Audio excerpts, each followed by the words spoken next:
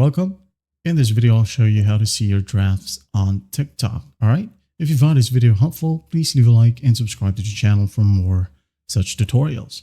Now, first up, I'm just going to show you, I'm going to make a sample post to save it as a draft. Okay.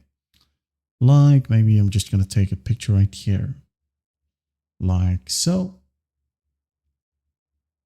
Once done, I'm going to go ahead and tap on next. Okay.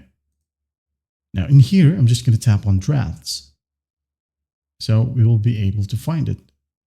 You won't be able to see any of your drafts or any post that you didn't publish when you didn't tap on the drafts button. Okay.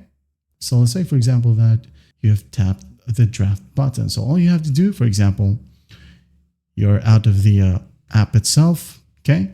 Now let's go back to TikTok right here. I'm going to open it up. Like so. Then I'm going to go ahead over to my profile, wait for it to load. And as you can see here, we have this section drafts. Okay. Just tap on it. Now tap on the draft itself and you'll be able to finish editing the title, adding a description and post it from here.